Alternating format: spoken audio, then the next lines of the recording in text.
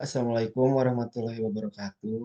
Di sini saya akan menjelaskan tentang modul 9 yaitu komparasi teknologi komputer. Di sini beranggotakan Muhammad Jikri, Randi Malik Padilah, Muhammad Biagi Handana, dan Luki Aditya Faturrahman. Untuk tabel yang akan dibahas yaitu prosesor, PGA, storage, lalu perbandingan prosesor, perbandingan PGA, dan perbandingan storage. Di sini saya akan menjelaskan prosesor.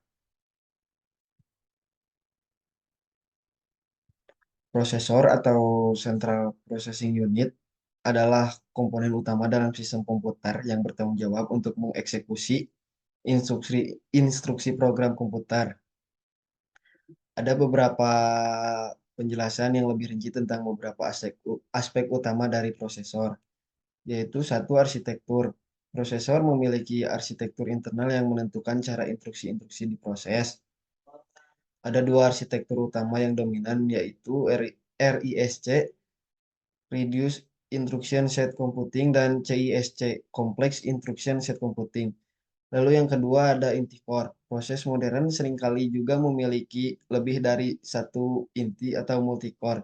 Setiap inti dapat mengeksekusi instruksi secara independen, memungkinkan sistem untuk menangani tugas-tugas paralel dengan lebih efisien. Lalu yang ketiga ada clock speed atau kecepatan clock. Kecepatan clock prosesor diukur dalam Hertz atau Hz dan menentukan seberapa cepat prosesor dapat mengeksekusi instruksi dalam 1 detik. Kecepatan clock juga gak selalu mencerminkan kinerja keseluruhan prosesor, terutama saat membandingkan prosesor dengan arsitektur yang berbeda. Lalu yang keempat ada cache. Prosesor memiliki tingkat cache yang digunakan untuk menyimpan data dan instruksi yang sering digunakan sehingga dapat didiak. Lalu di sini saya akan menjelaskan VGA. Apa sih itu PGA? PGA adalah Video Graphic Array, yaitu standar antarmuka grafis yang digunakan buat menghubungkan kartu grafis atau GPU, Graphic Processing Unit, ke monitor atau tampilan visual. Ada ada penjelasan lebih rinci tentang PGA, yaitu yang pertama, fungsi utama PGA untuk mentransfer sinyal video dan kartu grafis ke monitor, memungkinkan tampilan visual dari komputer atau perangkat yang terhubung. Lalu yang kedua, resolusi dan warna. VGA mendukung berbagai resolusi tampilan yang mencakup jumlah piksel dalam lebar dan tinggi layar. Standar VGA umumnya mendukung resolusi 640 kali 480 piksel. Selain itu juga, VGA juga dapat mengatur jumlah warna yang ditampilkan yang dikenal sebagai kedalaman warna. Lalu yang ketiga ada konektor. Konektor VGA adalah konektor berbentuk disub dengan 15 pin, memiliki 3 baris masing-masing dengan 5 pin dan 1 pin di sebelah kanan sehingga total 15 pin. Lalu yang keempat ada analog signal. PGA menggunakan sinyal analog untuk mentransfer informasi grafis dari kartu grafis ke monitor. Seiring berkembangnya teknologi antarmuka digital seperti HDMI dan DisplayPort semakin umum digunakan menggantikan PGA dalam beberapa situasi. Lalu yang kelima ada kartu grafis atau GPU. Kartu grafis atau GPU yang terdapat di dalam komputer atau perangkat lain menghasilkan data grafis dan mengirimkannya melalui antarmuka PGA ke monitor.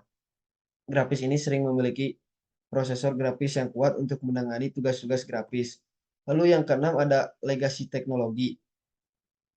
Jadi meskipun sekarang umumnya digantikan oleh antarmuka digital yang lebih canggih, PGA masih dapat ditemui di beberapa perangkat dan monitor, terutama di perangkat yang lebih lama atau di lingkungan bisnis yang masih menggunakan peralatan lama. Sekian video penjelasan melalui PGA, lalu seterusnya akan dijelaskan oleh eh, Luki Aditya Faturrahman. Selanjutnya ada storage. Storage atau penyimpanan dalam konteks komputer merujuk pada tempat di mana data dan informasi disimpan dan dapat diakses oleh sistem. Terdapat beberapa jenis penyimpanan yang digunakan untuk berbagai tujuan. Terdapat beberapa jenis serta tujuannya. Yang pertama ada hard disk drive atau HDD adalah penyimpanan magnetik yang menggunakan piringan berputar yang dilapisi bahan magnetik untuk menyimpan data. Sebuah kepala pembaca atau penghapus bergerak di atasan piringan untuk membaca dan menulis data. HDD memiliki kapasitas penyimpanan yang besar tetapi cenderung lebih lambat daripada SSD. Yang kedua ada solid state drive atau SSD. SSD menggunakan teknologi flash memory untuk menyimpan data. Tidak ada piringan berputar, oleh karena itu SSD memiliki kecepatan transfer data yang lebih tinggi, waktu akses yang lebih cepat, dan daya tahan yang baik. Meskipun lebih mahal per GB per gigabyte dibandingkan HDD, SSD semakin populer karena kinerjanya yang lebih baik. Yang ketiga ada hybrid drive. Hybrid drive menggabungkan elemen dari HDD dan SSD. Mereka memiliki bagian penyimpanan HDD yang besar dan sejumlah kecil penyimpanan SSD untuk menyimpan data yang sering diakses. Tujuannya adalah menggabungkan kecepatan SSD dengan kapasitas penyimpanan HDD. Yang keempat ada USB flash drive. Flash drive atau thumb drive adalah perangkat penyimpanan portable berbasis flash memory yang dapat dihubungkan ke port USB. Mereka umumnya digunakan untuk menyimpan dan mentransfer data antar perangkat. Yang kelima ada memory card. Kartu memori adalah bentuk penyimpanan portable yang digunakan dalam perangkat seperti kamera digital, ponsel, dan perangkat lainnya. Beberapa jenis kartu memori termasuk SD atau Secure Digital, Micro SD, dan Compact Flash. Selanjutnya yang keenam ada cloud storage atau layanan penyimpanan awan memungkinkan pengguna menyimpan dan mengakses data mereka secara online melalui internet. Beberapa penyedia layanan cloud storage populer meliputi Google Drive, Dropbox, dan Microsoft OneDrive. Selanjutnya ada optical drive. Meskipun semakin kurang umum, optical drive seperti CD, DVD, dan Blu-ray tetap digunakan untuk penyimpanan data.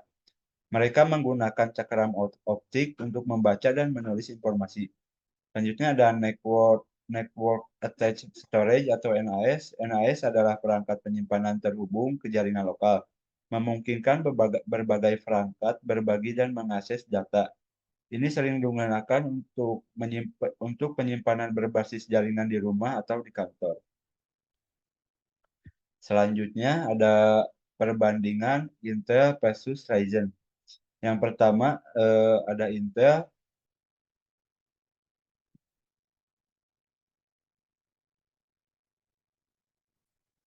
Selanjutnya, selanjutnya ada perbandingan antara Intel versus Ryzen.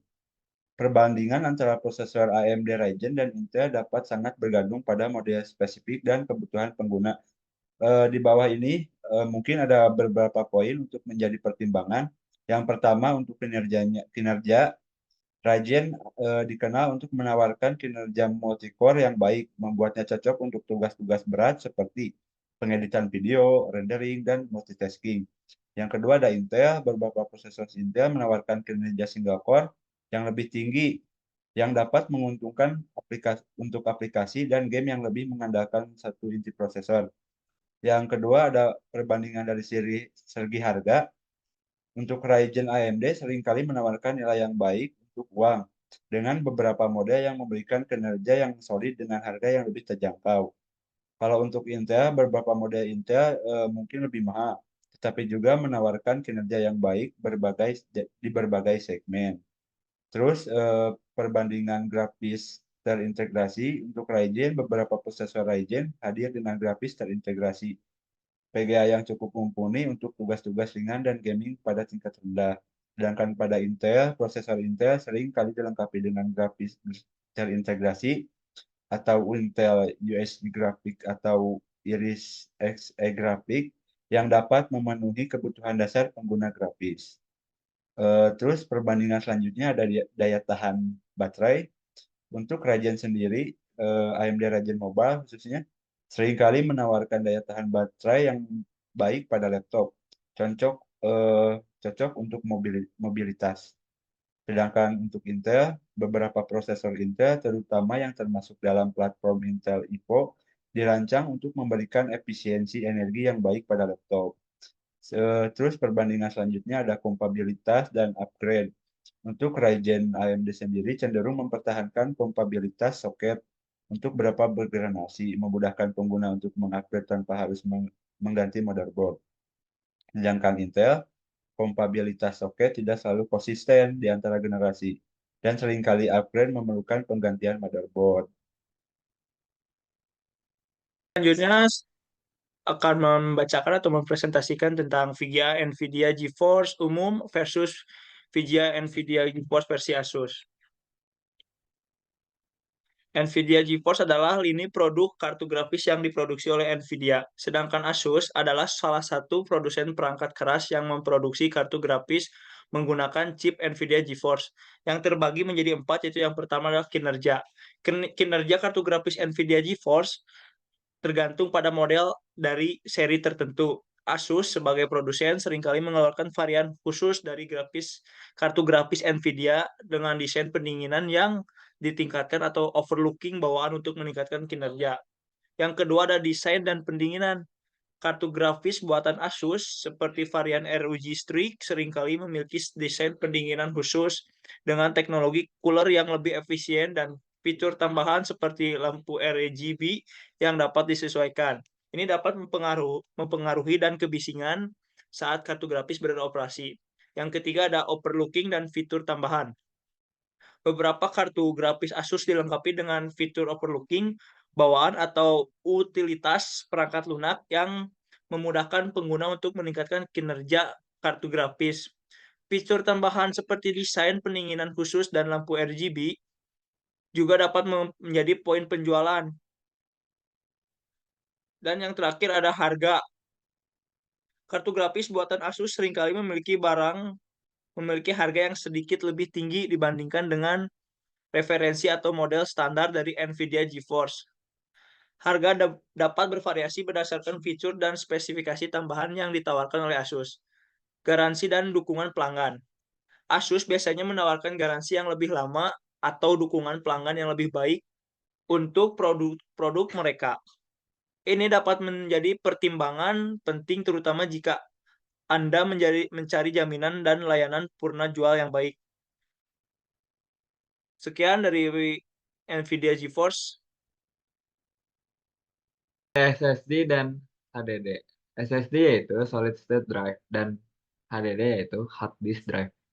Adalah dua jenis penyimpanan data yang umum digunakan dalam komputer. Berikut ini adalah perbandingan antara SSD dan HDD dalam berbentuk aspek utama.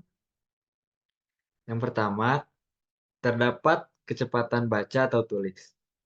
SSD menggunakan chip memori flash untuk menyimpan data sehingga memiliki kecepatan baca dan tulis yang sangat tinggi.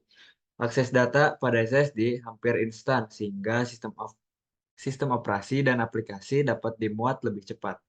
Lalu yang kedua terdapat HDD. HDD menggunakan piringan magnetik berputar untuk menyimpan data, yang membuatnya lebih lambat dibandingkan dari SSD. Kecepatan baca dan tulis HDD ini dipengaruhi oleh kecepatan rotasi piringan, yang biasanya berkisar antara 5.400 hingga 7.200 rpm. Lalu yang kedua, durabilitas dan ketahanan. Yang pertama terdapat SSD. SSD lebih tahan terhadap guncangan dan getaran karena tidak memiliki bagian mekanis yang berputar. Hal ini membuat SSD lebih cocok untuk pengguna mobile atau laptop. Dan yang HDD memiliki komponen mekanis seperti piringan berputar dan kepala pembaca, yang dapat menjadi lebih rentan terhadap kerusakan akibat guncangan-guncangan atau getaran. Yang ketiga, terdapat harga. SSD umumnya lebih mahal per kapasitasnya penyimpanan dibandingkan HDD. Namun, harga SSD telah mengalami penurunan seiring waktu. Yang kedua, ada HDD. Masih lebih terjangkau dalam hal harga per gigabyte dibandingkan SSD. Lalu, ada kapasitas penyimpanan. SSD ini meskipun kapasitasnya terus meningkat, umumnya masih lebih terbatas dibandingkan HDD, terutama untuk penyimpanan besar dan harganya terjangkau lebih murah. Lalu ada HDD. HDD ini masih menjadi pilihan utama untuk penyimpanan data besar dengan biaya yang lebih rendah. Lalu ada konsumsi daya. SSD ini menggunakan daya yang lebih rendah karena tidak memerlukan motor untuk berputar dan kepala pembaca untuk bergerak. Dan HDD membutuhkan lebih banyak daya karena komponen mekanisnya terutama sangat piringan berputar. Yang keenam, terdapat ukuran dan berat. SSD ini biasanya lebih ringan dan lebih kecil ukurannya dibandingkan HDD. Membuatnya lebih ideal untuk perangkat tipis dan ringan seperti laptop dan lain-lainnya. Lalu HDD. HDD ini cenderung lebih berat dan lebih besar karena komponen mekanisnya yang sangat diperlukan. Sekian dari SSD dan HDD. Terima kasih. Sekian presentasi dari kelompok kami. Mohon maaf bila ada kesalahan. Billahi taufiq wal hidayah. Wassalamualaikum warahmatullahi wabarakatuh. Serunya.